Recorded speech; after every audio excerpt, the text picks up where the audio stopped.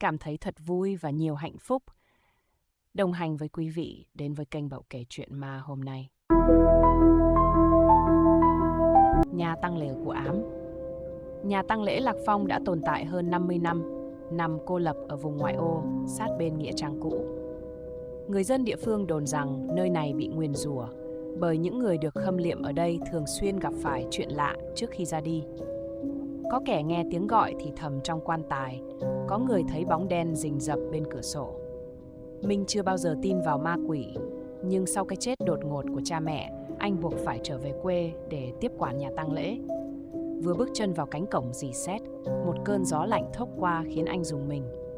Bà Ba, người giúp việc lâu năm, mặt tái mét dặn dò: "Cậu Minh, đêm đầu tiên đừng đi xuống nhà xác.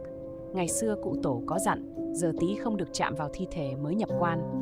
Minh chỉ cười nhạt, nhưng khi đêm xuống, anh không tài nào ngủ được. Tiếng gõ cửa cọc cọc vang lên từ gian nhà xác. Nghĩ rằng ai đó đùa giỡn, Minh cầm đèn pin bước xuống. Cánh cửa gỗ khẽ mở, để lộ một cỗ quan tài chưa đóng nắp hẳn. Trong ánh đèn lờ mờ, anh nhận ra bên trong là thi thể một người phụ nữ. Nhưng điều đáng sợ là đôi mắt cô ta mở trừng trừng, nhìn chằm chằm vào Minh. Lưng Minh lạnh toát, tim đập thình thịch. Anh cố lùi lại, nhưng bất chợt một bàn tay lạnh ngắt bấu lấy cổ chân anh. Hoảng loạn, Minh loạng choạng ngã xuống sàn. Khi ngước lên lần nữa, cỗ quan tài đã đóng chặt như chưa từng bị mở ra. Từ trong bóng tối, một giọng nói mơ hồ vang lên: "Đi đi, đừng ở lại đây." Minh bật dậy, lao ra khỏi nhà xác. Khi kể lại với bà Ba, bà tái mặt lẩm bẩm: "Là cô Nhạn. 10 năm trước, cô ấy bị giết ngay trong nhà tang lễ này, nhưng xác chưa từng được tìm thấy. Ở góc nhà xác, một vệt nước loang lổ kéo dài ra đến cửa, tựa như dấu vết của một người nào đó vừa bò ra khỏi quan tài." Minh thức trắng đêm, đầu óc rối bời sau sự việc kinh hoàng ở nhà xác. Bóng ma cô Nhạn có thật không? Anh cố tự trấn an rằng mình bị ảo giác, nhưng hình ảnh đôi mắt mở trừng trừng trong quan tài cứ ám ảnh mãi. Sáng hôm sau, Minh quyết định kiểm tra sổ ghi chép cũ của cha. Anh lật từng trang giấy vàng ố, cho đến khi một dòng chữ nguệch ngoạc khiến anh sởn gai ốc. Năm 2014, Nhạn, xác không được nhập quan, không thể siêu thoát. Ai mở quan tài sẽ bị nguyền rủa. Minh sững sờ, không thể nào. Vậy thứ anh thấy đêm qua là gì? Buổi tối, khi Minh còn đang trăn trở, một tiếng rào rào vang lên từ ngoài sân. Anh dọi đèn pin ra cửa sổ, chỉ thấy gió đang thổi mạnh, nhưng có gì đó không đúng. Đống tro cúng trước sân bị xáo tung, tạo thành những vệt dài như dấu chân ai đó vừa đi qua. Cánh cổng sắt tự động rít lên kéo kẹt rồi mở toang.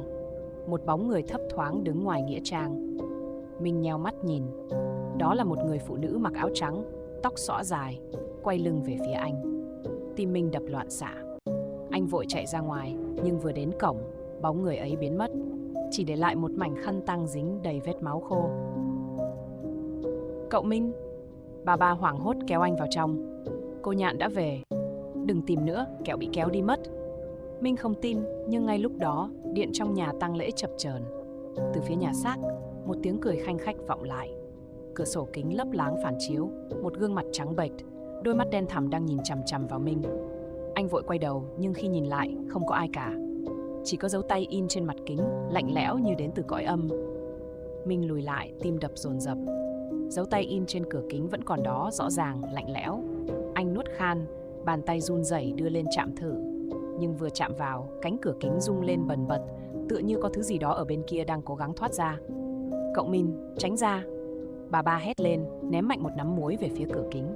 Ngay lập tức tiếng rung lắc dừng lại, không gian im phắc, nhưng rồi một tiếng thở dài khe khẽ vang lên từ phía nhà xác.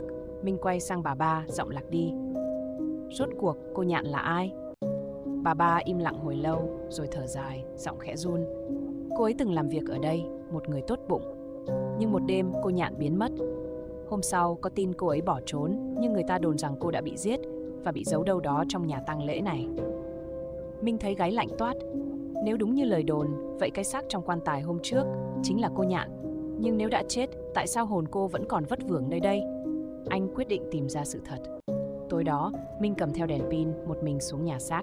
Hơi lạnh ở đây khác thường, cứ như thể không khí bị đông cứng lại. Cỗ quan tài mà hôm trước anh thấy nằm ngay giữa phòng, nắp vẫn đóng chặt. Minh đưa tay đẩy nhẹ. Khọc, khọc. Một âm thanh rợn người vang lên từ bên trong. Anh lùi lại, tim đập mạnh. Có thứ gì đó đang gõ vào nắp quan tài. Rồi đột nhiên, một giọng nói yếu ớt vang lên. Cứu tôi. Minh rợn tóc gáy. Không thể nào. Cô Nhạn đã chết từ 10 năm trước. Vậy, ai đang ở trong đó? Cứu tôi. Giọng nói yếu ớt vọng ra từ bên trong cỗ quan tài. Minh lạnh sống lưng, tay chân cứng đờ. Không thể nào. Người trong đó đã chết từ 10 năm trước. Khọc, khọc, khọc. Tiếng gõ dồn dập hơn. Nắp quan tài rục rịch, động đậy như thể có thứ gì đó đang cố thoát ra. Minh nuốt khan, tay run rẩy vươn đến cầm mép nắp quan tài. Nhưng đúng lúc ấy, một bàn tay gầy guộc, xanh xao từ bên trong bật lên. Minh ngã nhào ra sau, tim đập loạn xạ. Từ trong kẽ hở, một đôi mắt trắng dã nhìn chằm chằm vào anh. Cánh cửa nhà xác bất ngờ đóng sập, ngọn đèn trên trần chớp tắt liên tục. Hơi lạnh bủa vây kèm theo một tiếng cười the thé rợn người vang lên khắp căn phòng.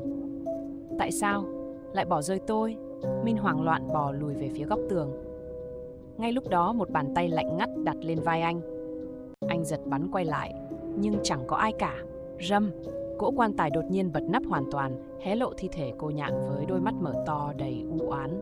Miệng cô ta cử động, nhưng thay vì phát ra tiếng nói, một dòng máu đen từ từ chảy ra. Minh, chạy ngay!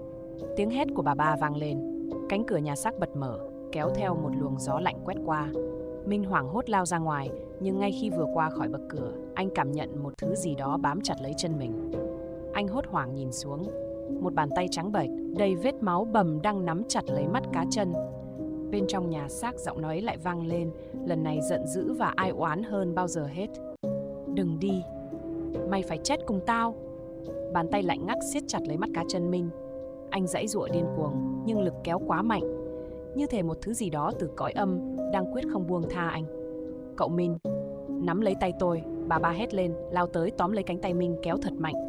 Anh cảm nhận móng tay nhọn hoắt của thứ bên dưới cắm sâu vào da thịt, đau nhói đến tận óc. Minh tuyệt vọng nhìn xuống. Cô Nhạn đang bò ra khỏi quan tài. Cơ thể cô ta cứng đờ, nhưng khuôn mặt méo mó với đôi mắt trắng dã đang nhìn trừng trừng vào anh. Từ trong miệng cô ta một giọng nói ghê rợn vang lên. Trả mạng lại cho tao. Minh hét lên, dùng hết sức đạp mạnh vào cánh tay ma quái. Ngay khoảnh khắc đó, bà ba vẩy một nắm muối lên tay mình. Bùm! Một tiếng nổ nhỏ vang lên, bàn tay quỷ dữ bỗng rụt lại như bị thiêu cháy. Minh ngã nhào ra ngoài, còn cánh cửa nhà xác tự động đóng sập lại. Bên trong, tiếng gào thét ai oán vang lên, nghe như tiếng của hàng trăm linh hồn bị giam cầm. Minh thở hổn hển, tim như muốn nhảy khỏi lồng ngực. Anh nhìn bà ba, giọng run rẩy. Bà biết chuyện này từ lâu đúng không? Bà ba thở dài, mắt đục ngầu nhìn về cánh cửa nhà xác. 10 năm trước, cô Nhạn không phải mất tích, mà bị chính chủ cũ của nhà tang lễ này giết chết để che giấu một bí mật khủng khiếp. Minh rùng mình. Vậy, nếu cô Nhạn muốn báo thù, ai mới thực sự là kẻ phải trả giá? Ngay lúc đó, cánh cửa nhà xác bỗng mở hé một khe nhỏ. Từ trong bóng tối, một giọng nói thì thầm vọng ra. Trò chơi chỉ mới bắt đầu.